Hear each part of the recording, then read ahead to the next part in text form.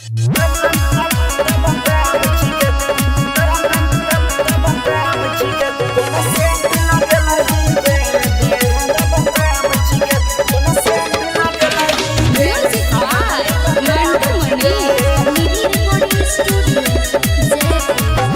के छौरी तोहर सोलह के जवानी मन करैया हम करी मना मानी।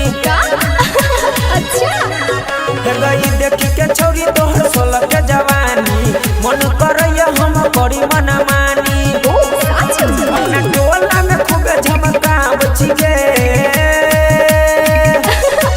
कोना सेंट लगल ही गे देह दमका बची गे कोना सेंट लगल ही गे सामान दमका बची गे।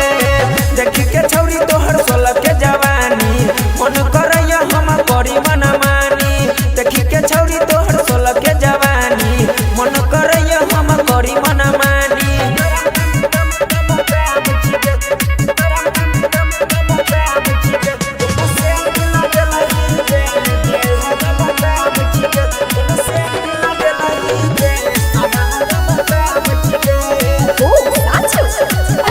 अच्छा मौका दही दौरा देबै करदा नीचा से एक बेर उठा दी है पर्दा।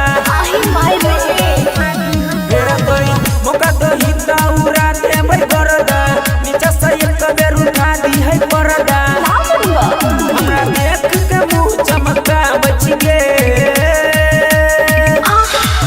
कोना सेंट लगल ही गे सामान दमका बच गे कोना सेंट लगल ही गे देह दमका बच गे।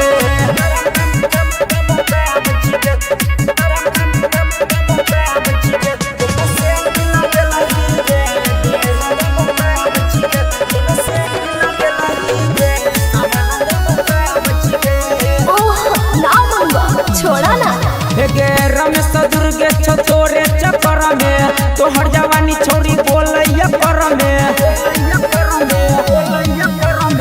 सरजीत मोनू छो तोरे चक्कर में तोहर सवानी छोरी बोलैया पर में।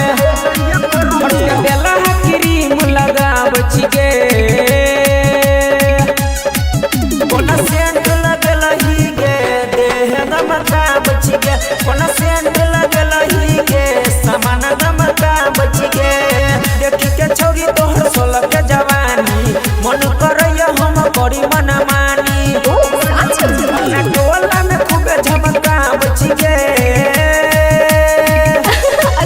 कोना सेंट लगल ही गे देह दमका बची गे कोना सेंट